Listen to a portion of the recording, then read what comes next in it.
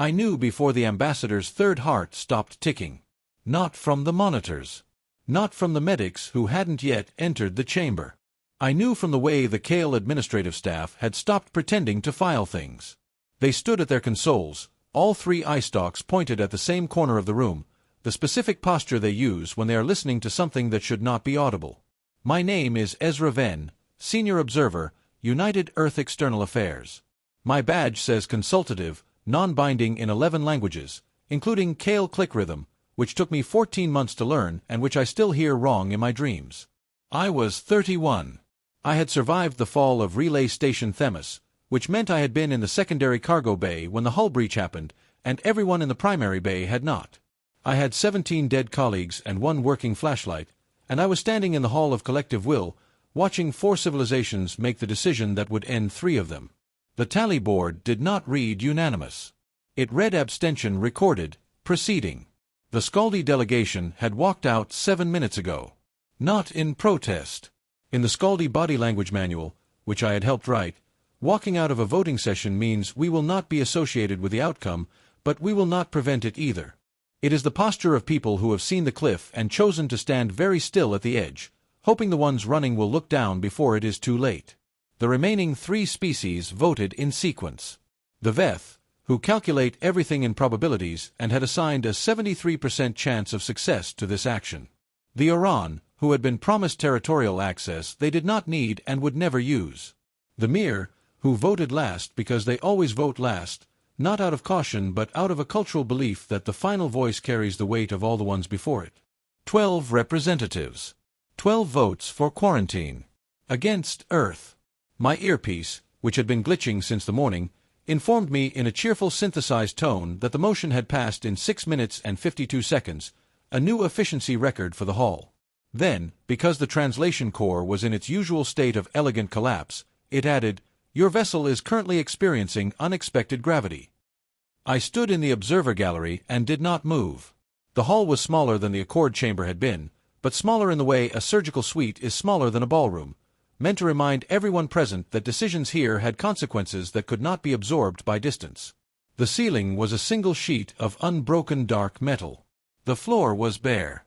The table was a circle, not a curve, because the Mir believe that a circle cannot be flanked. I had sat in this room for 18 months. I had watched trade negotiations collapse over pronoun usage. I had watched the Veth spend 3 weeks calculating the optimal pause length between a question and its answer. I had learned the precise frequency of the Oran anger trill and the Mir's terrifying habit of silence that meant they were agreeing with you. They had voted for interstellar quarantine in 6 minutes and 52 seconds. Because it was us. Because Earth had refused to hand over something we did not have, a weapon, they believed, hidden in the outer dark. A thing they had detected on no sensors, confirmed by no witnesses, but which the Veth probability engines had placed at 89% likelihood of existing. We told them it did not exist. They calculated that we were lying. And now the quarantine was law. No ships in or out of the Sol system. No communications. No trade. No rescue if something went wrong. Just silence, rolling toward 32 light-years of inhabited space like a door closing. The Mir ambassador stood. She was small, even by Mir standards, which meant she barely reached the table's edge. Her voice, when it came through my earpiece, was soft and absolutely flat. The collective will has determined that the human species presents an unresolved variable. Isolation will continue until the variable is accounted for. The chamber made its version of approval. The Veth hummed. The Oran trilled. The Mir did nothing, because the Mir's version of approval is indistinguishable from their version of everything else. I put my hand in my pocket. I pulled out a piece of ration chocolate. It had been in there for 8 months. I unwrapped it slowly, because the wrapper was loud and I wanted it to be loud. And I ate it standing in the gallery while the ambassadors exchanged the small, satisfied gestures of people who had just solved a problem they did not understand. The chocolate was brittle and tasted like nothing. Mira used to steal these from my kit. She said they were aggressively mediocre and then ate them anyway, every single time, which was the most accurate summary of her personality I could offer. I finished the chocolate. I folded the wrapper into a small, tight square. I put it back in my pocket. I left. The corridor outside the hall was hexagonal, because the Oran built in sixes and had funded this station's construction. My boots made no sound on the floor. The station's ambient hum was a frequency just below hearing, which the Veth had designed to promote rational thought and which had given every human on the station low-grade headaches for 18 months. I walked for 3 minutes. Then I found the alcove, the one I had claimed 6 months ago, behind a decommissioned sensor relay, where the station's cameras could not see. I sat on the floor. I pulled out my secure comm. The connection to Earth's Joint External Command took 40 seconds. When it opened, I heard nothing for a long moment. Then a voice I knew. Commander Halsey Wren, who had been at Themis and had pulled me out of the cargo bay with blood on his hands that was not his own. "Ven," he said. "Report." I said, "Unanimous -1. Scaldi abstained. Quantine effective immediately. 6 minutes, 52 seconds. Silence. Then, their justification? The unresolved variable. They still believe we have the weapon. Wren breathed out. It was not a sigh. It was the sound of a person confirming a number they had already calculated. "They're wrong," he said. "I know. We don't have it. We never had it. We told them that 14 times in formal session. I said nothing. Because we both knew the truth. The Veth probability engines had found something. Not a weapon. Something else. Something buried in Earth's outer system that our own scans had never detected. The Council had asked us to open our files. We had refused, not because we were hiding a weapon, but because we were hiding the fact that we did not know what was out there either. And now the quarantine was law. Wren said, "They're going to enforce it." "They voted to," I said. "The Veth fleet is already repositioning. I saw the movement logs before they locked them." Another silence. Then, "How long do we have?" I looked at the sealed report on my comm, the one the Scaldi clerk had forwarded to me 3 hours before the vote, her eye stalks trembling in the posture of someone committing an act she would not survive professionally. 72 hours, I said. Then they start shooting anything that tries to leave Earth's gravity well. Wren was quiet for 5 seconds. Then, "So we have 72 hours to convince 4 species that their best models are wrong." "Yes. And if we can't?" I thought about Themis, about the cargo bay, about the 17 faces I would never see again, about Mira, who had called ration chocolate aggressively mediocre and then stolen mine anyway. "Then we show them what happens," I said, "when you back a species that has nowhere left to run." I closed the comm. The station hummed. Somewhere behind me, in the Hall of Collective Will, the ambassadors were already drafting the enforcement protocols. They had no idea what they had just started. I stayed in the alcove for 11 minutes. Long enough to feel the station's vibration through the floor. Long enough to watch 3 Veth administrative staff walk past, their head frills pressed flat, the posture of people carrying news they have been told not to share. Then my comm buzzed. Not the secure line. The other one. The one that only one person had the frequency to. I answered without speaking. A voice, low and hurried. "You need to see what the Veth found." Scaldi. The same clerk who had sent me the fleet logs. Her name was Tess, or as close as human phonemes could get. She had been my contact for 8 months. She had never called me directly before. "Tess," I said. "What is it?" "Not the weapon. Not a weapon at all." A pause. I heard her breathing, rapid, the Scaldi equivalent of panic. "The signal. The one the probability engines detected. It's not human. It's not anyone at the table." My chest went cold. "Then whose is it?" "We don't know. That's the problem. The Veth ran the origin trace 3 times. Each time the source moves." Her voice dropped. "Ezra, it's been in your system for 60 years. And whatever it is, it just woke up." The comm clicked off. I sat in the dark. The station hummed. 60 years. Something in Earth's outer system, hidden, waiting. Something the Council had mistaken for a weapon. Something we had never known was there. And now the quarantine fleet was 72 hours out. I stood up. I started walking. Not toward the hall. Not toward my quarters. toward the docking bay where the last civilian shuttle was scheduled to depart. I had a report to file, a warning to send, and a very bad feeling that 72 hours was no longer the right clock. The other clock, the one none of us had known was ticking, had just struck 0. The docking bay was half empty. Normally at this hour, it hummed with cargo loaders and customs officials. Now the Veth had locked down non-essential departures. The civilian shuttle sat dark, its access ramp sealed. I wasn't surprised. I was already walking toward Bay 7. Bay 7 wasn't on any official map.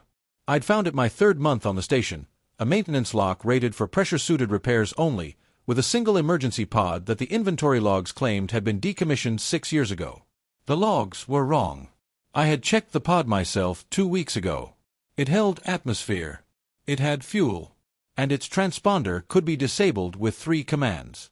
I climbed through the access tube. The pod was exactly where I'd left it, small, gray, and unremarkable. I sealed the outer hatch. I punched the release sequence. Warning, unauthorized launch. Security notified. I ignored it. The pod dropped away from the station. 30 seconds later, I was in open space, the council's lights fading behind me. Ahead, nothing but dark and the distant glow of Sol. My comm crackled. A Veth security officer, voice tight, Observer Ven. Return to station immediately. You are in violation of quarantine protocol. I said, I'm not under quarantine. I'm already outside it. I cut the channel. Then I opened the pod's deep space scanner. Tess had said the signal was moving. She had said it woke up. I pointed the pod sensors toward Earth's outer system, toward the orbit of Neptune, where nothing had ever been. The scanner screamed. Not one signal. 7. Arrayed in a pattern no natural formation could produce. And at their center, something large. Something that had not been there 60 years ago.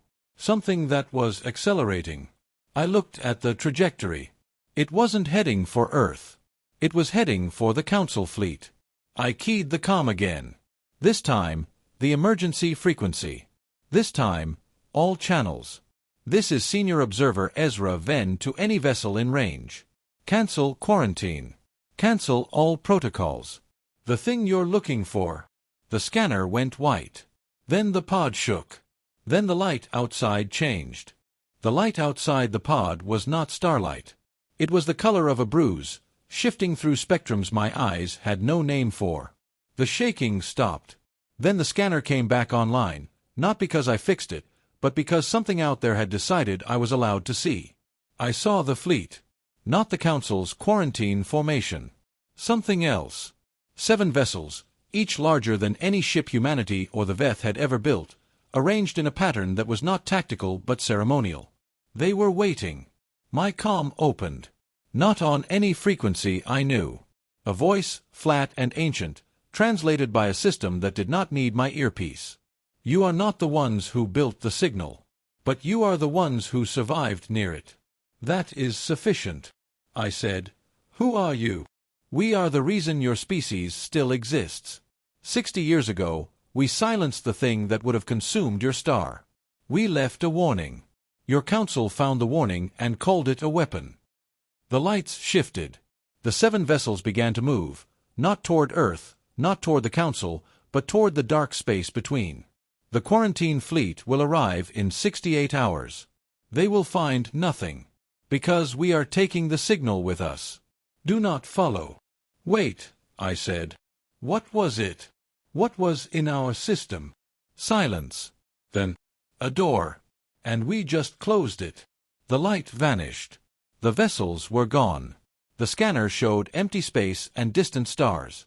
I sat in the pod, alone, 32 light years from Earth. The Council would arrive soon. They would find no weapon, no signal, no threat.